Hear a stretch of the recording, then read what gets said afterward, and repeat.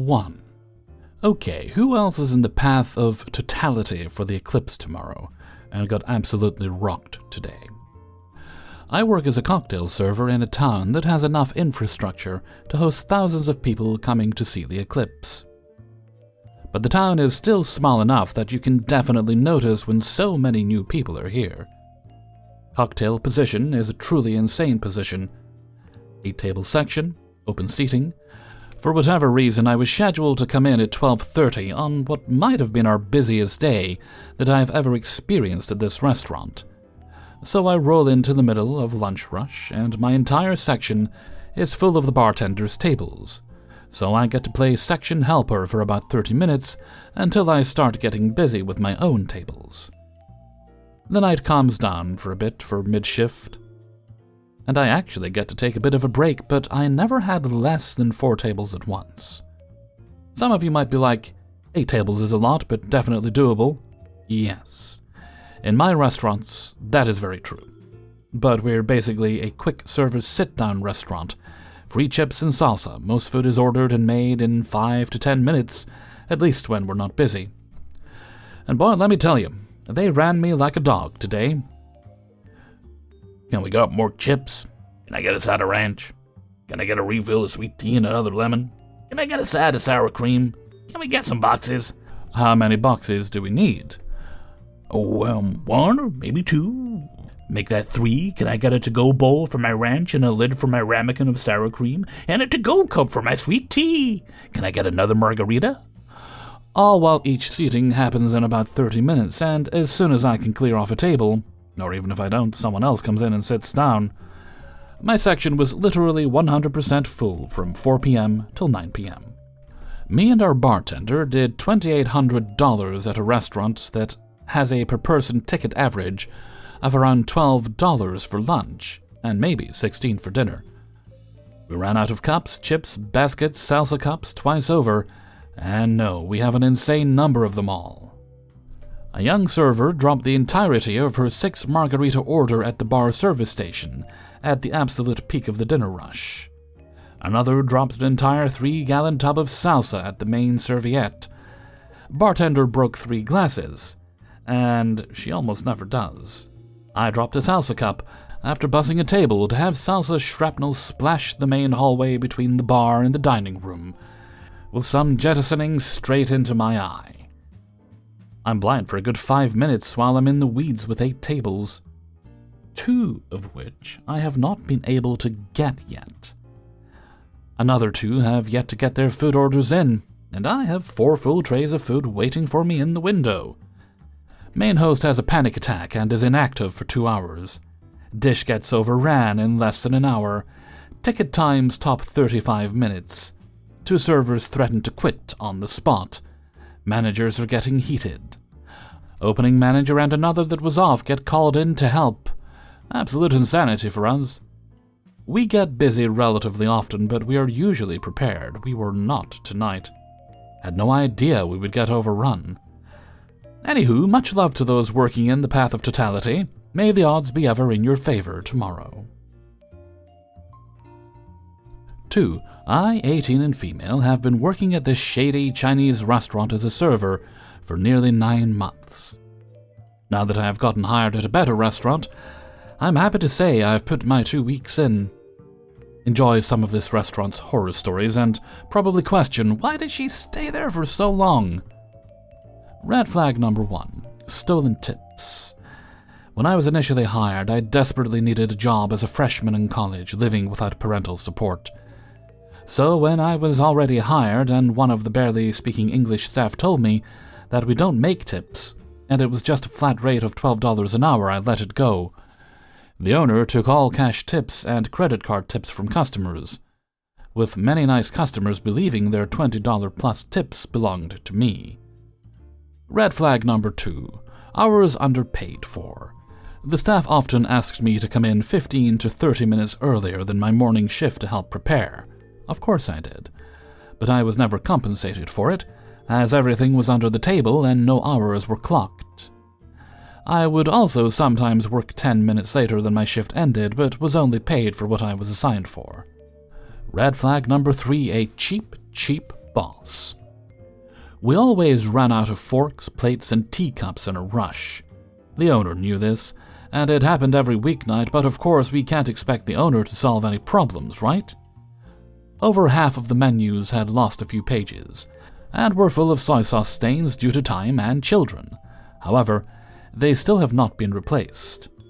Because how can we expect our owner to spend money on new menus? Red flag number 4. Dirty, dirty, dirty. The place is dimly lit, and it kind of hides the dirt on the floor and the walls of the booths. However, it doesn't mask the sticky condiment containers or sounds of walking on sticky floors. The back of house was even worse, with probably 100 health code violations, raw meats defrosting in a pool of water in the sink for dishwashing, raw meat in bussing containers on the floor, cross-contamination cutting board and knives. Nothing was really clean. The women's bathroom had a terrible stink that never left. Red flag 5. The staff. The owner often kept things from me and other workers, and just not because of the language barrier. One of her main Chinese workers would always talk behind me and any English speakers' backs for any mistakes we made, but then also gave us the kindness of being rude to our faces. When I told her I would leave, she said the new job I have would not make as much money as I think it would. It definitely makes a lot more. And that it would be too hard for me. I simply did not say anything, because no way as hell would she get me to stay there any longer. Red flag 6. I had stayed the longest. Every other English and Chinese worker I had known at that job, and especially the ones I enjoyed talking to the most, had quit within 2 to 3 months. There were so many front of house and back of house workers in my 9-month span, I can barely remember all of them. One Taiwanese worker was living with the owner while they worked at the restaurant, and when he got fired was sent back to Taiwan at the snap of a finger. I never got to speak to him again, albeit he was one of the coolest people I've ever met. It makes me sad to think about it. But because of my money issues, I could not afford to leave and ended up being the only worker who had never left until now. Anyways, thank you if you listened to all this. For anyone who is currently broke and dealing with poor management, keep chasing new opportunities, even if you think you're not good enough for it. Everyone has a little imposter syndrome. You deserve a job that doesn't treat you like expendable gravel to walk on.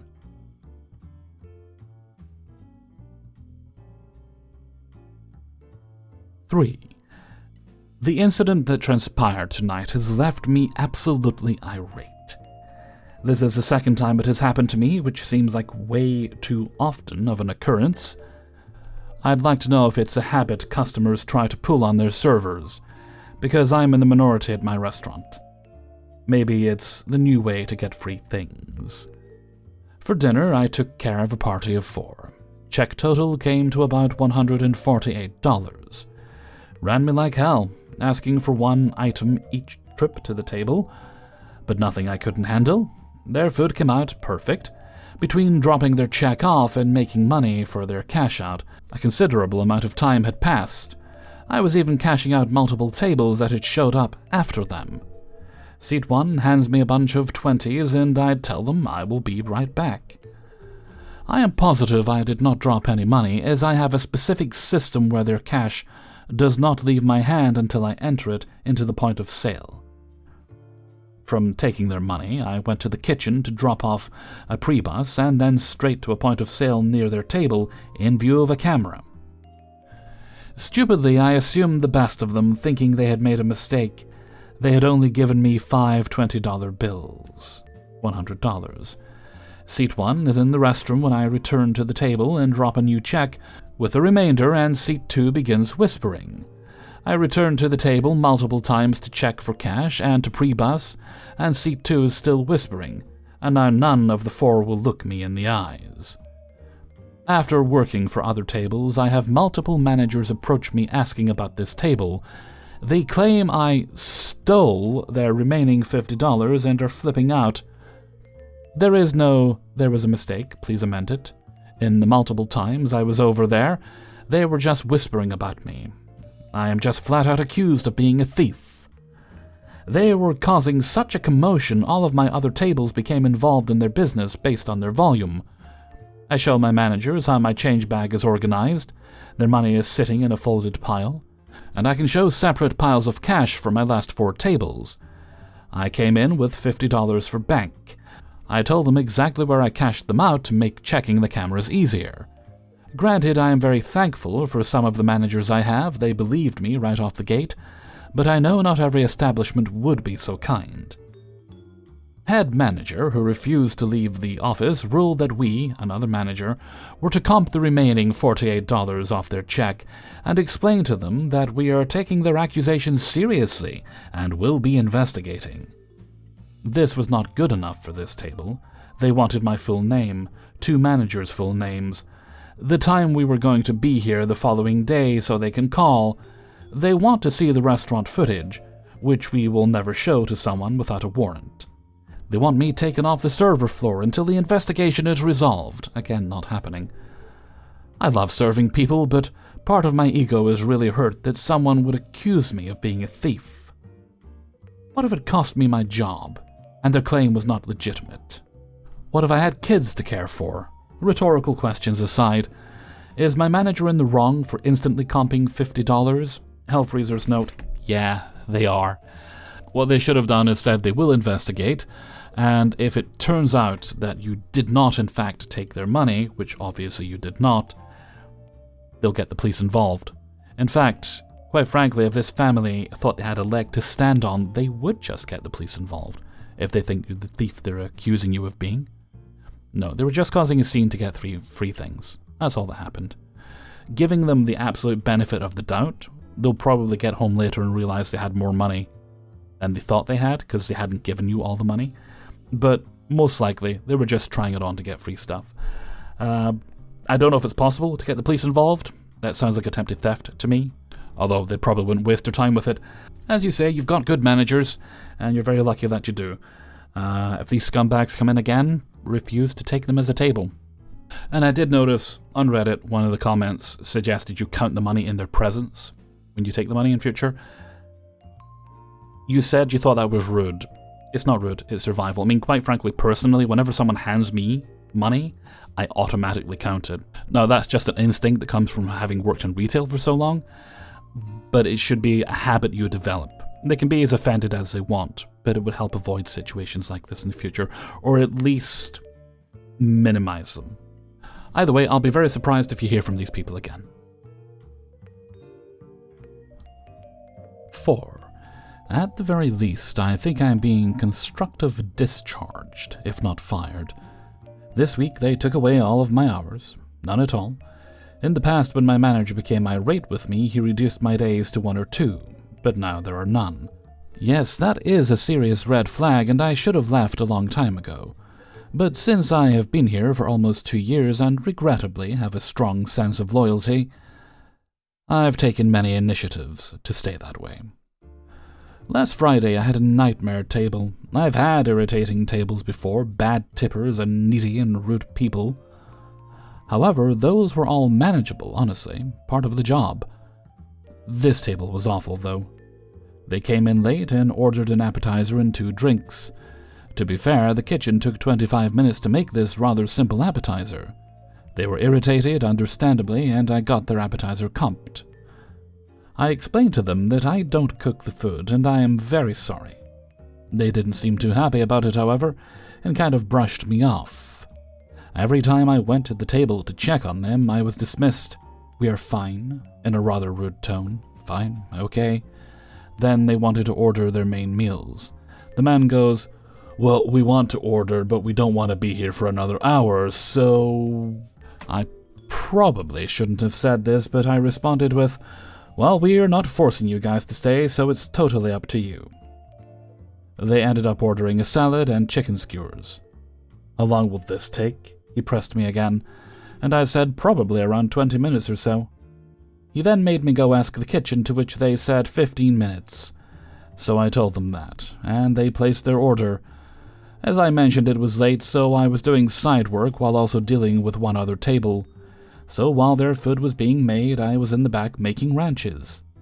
I have an Apple Watch and set a timer for every 8 minutes to at least walk by my tables, as I get distracted easily. So just to preface that I didn't disappear completely. They were upset my other coworker ran their foot to them and not me. "Where were you? We haven't seen you. And this didn't take 15 minutes, it took 35. I've been counting down the minutes," he said as he pulled out his phone to show me the time. I apologized. I was really trying to maintain the customer is always right mindset. But when he told me the chicken on his salad was ice cold and pushed it at me saying he doesn't want it, that kind of sent me over the edge. They began their lecture as I stood at the table for at least 10 minutes. "This is the worst experience we've ever had. We go out every weekend and never had to go through this. We keep giving you guys chances and we are always disappointed. We are going to tell every one of our friends not to come here." I'm sure you guys know and get the point. I responded, "Nobody is forcing you guys to come here, and I do apologize, but nobody is forcing you to come here." Perhaps a rude thing to say, but I maintained a neutral customer service tone. They asked for a manager, and then I took the salad away. The second I reached the kitchen, I honestly started having a panic attack.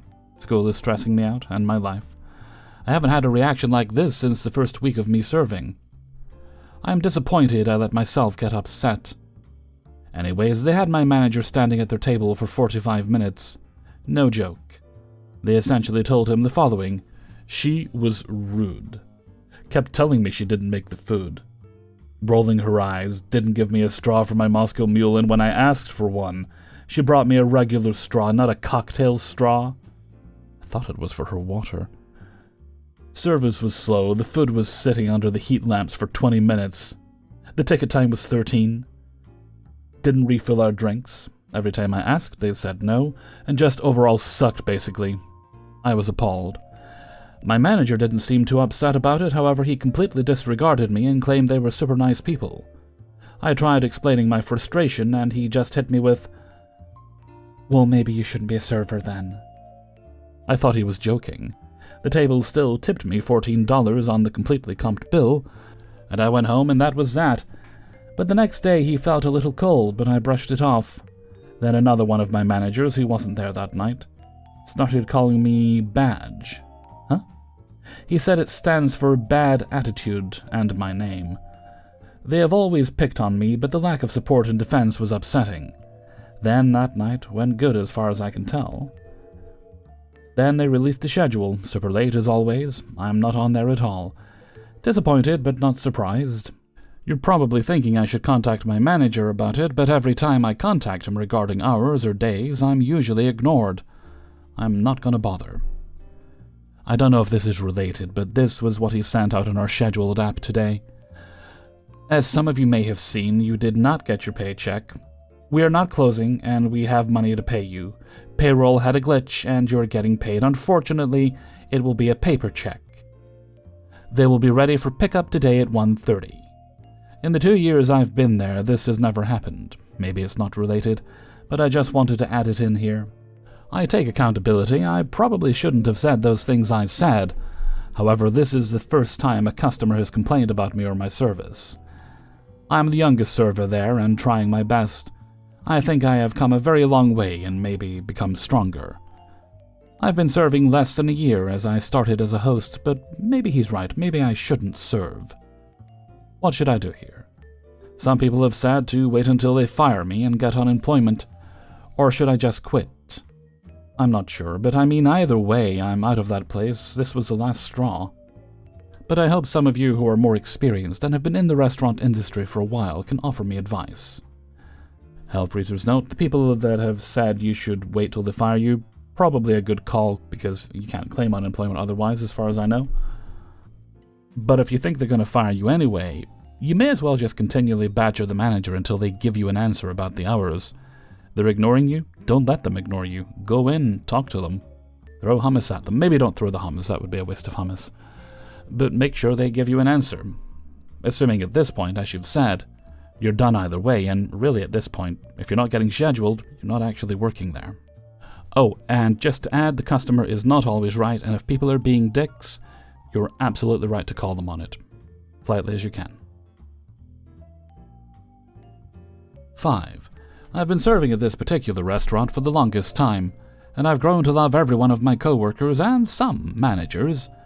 I've also made a name for myself through the customers we have. I'm one of the most requested servers here, if not the most requested one, is what I'm getting at. I am also the most punctual one in terms of doing side work. I do almost everything perfectly, whereas all my other coworkers do the minimum. And I'm honestly telling the whole truth when I say this, even though it sounds like I'm just tooting my own horn. I promise, all of this comes together after my explanation. I usually get 5 shifts a week, Monday through Friday. I get these not only because I have been here forever, but because of how hard I work and how I make sure the place is clean when I leave. I know I deserve these shifts. Anyway, my problem is that my shifts have been taken away to cater to some girl who just came back out of nowhere and said she only wants the morning. She has a baby, and my GM makes it a priority for people with children. So, me not having kids, I get the crap end of it. This girl is lazy too. Not just your typical lazy coworkers, but she literally complains if she has to take an outside table, or if she has to fill up the ice bin, or God forbid she gets a 15% tip. She'll complain all day, and then she'll want to leave at like 1 or 2 when our shifts don't end till 4. Then she'll bitch and moan until then. Now on to the problem. I need help deciding on... A few months ago, I was taking care of these 2 women, and we got along great. I loved their energy, and they loved mine. And at the end of the meal, they asked me if I liked working here or not. I told her that I get the perfect schedule, so it works best for me at this point in my life. She could tell I wasn't so enthusiastic about it, and then told me to cut the bull and be real with her. She's an older lady, so it took me by surprise. And I told her it's not the best. Well, it turns out that she's the manager at a restaurant inside a hotel. She wanted me to work for her, but I told her that this schedule is my ultimate schedule, and I need it like this. And that's when she told me that she could get me the same mornings only at the hotel for me. I told her I would think about it, and since all this is happening with me losing shifts, I decided to text her. She said to come in Friday and she'll show me around, so basically I have the job. I don't know if I should just quit this job and go with that one or not. I don't know how much money I can make there, and that scares me. But apparently it's hourly plus tips. And I've met some servers and bartenders that work there, and they all tell me they make good money too. Is working at a hotel restaurant good though? Does everyone have experience with working at regular restaurants and then hotel restaurants? Some background info. My shifts here start at 11 a.m. and end at 4 p.m. and $2.14 hourly pay. Over there, my shifts would start at 6:30 and end at 11 a.m., with a 30-minute commute and $7 hourly pay. Hellfreezer's note: if the place you're in currently is deteriorating, as it sounds like it might be, and you're going to get decent pay over there, and hours at work just as well for you, if not better, then the only thing you need to consider is not only would you have to deal with troublesome restaurant guests, you'll be dealing with troublesome restaurant guests who also stay at the hotel, and they can sometimes be extra irksome. But if that's not a problem, it sounds like this might indeed be a good deal for you. Hey everybody, Hellfreezer here, and thank you very much for listening to Spinning Plates, episode 244. And thank you very much to everybody who allowed me to use their stories in this video. Before you go, please do hit the like button and share the video with friends and family. If you'd like to get early access to these videos, then you can support me on my Patreon page, which is linked in the description. Click on over, you can support me there for as little as $1 or more a month, and you get all the videos at the start of the week. You'll also find a link to the Hellfreezer merchandise store on Teespring, and also a link to the Hellfreezer Discord, and if you'd really like today's video, why not leave a tip? You can do that by clicking on the heart with the $sign underneath. Okay, we have a birthday shout-out to do today, so let's see. Today's shout-out goes to Peggy. Peggy is 47 today, also known as Canadian Dragon. Well, I hope I will probably sing it to Peggy. I hope you have a great day today, Peggy, and you weren't too late getting your shout-out in. You were just on time, because I record a week ahead, so, you know, I'm usually recording for the following week. Make sure you take time to pamper yourself and do all the fun and wonderful things you like to do, and there also must be cake, if cake you like. If not, then hummus. Before I go, I'd like to sing Happy Birthday. Happy birthday to you. Happy birthday to you. Happy birthday, dear Peggy. Happy birthday to you. Alrighty, before we go, let's have the question and answer of the day. And today's question is... And this one comes from moderator Shigar. He's been a busy boy with the questions this week. How do you eat a cupcake? He says he likes to lick all the frosting off them and then down the bread in one go. Well, it's cake, not bread, but I'll allow it. I usually just shove them in my face. Go, ah. No, cupcake. Yeah, I just kind of start with the top and work my way through. If it's a muffin, I usually pull the bottom off and then I eat the bottom and then I eat the top. Such is the way of things, but why don't you let me know what you think in a comment below. And before we go, we'll have the answer of the day from a previous video. And this question was in relation to what is the most unusual topping you like to put on a burger. And today's answer comes from Mark Ruth. I love putting hot peppers on my burgers, be it sliced and or pickled peppers, pepper jack cheese made with ghost peppers, or my Carolina Reaper hot sauces. I love heat, and that's fair enough. I don't think I'd be brave enough to go for the really, really hot ones. I do like spice, but I have my limits. Just hot enough to enhance the flavor for me. Thank you very much for your answer, Mark Ruth. Okay, and with that, I'm going to head off for now, so until next time, thank you very much for listening, and take very good care of yourselves.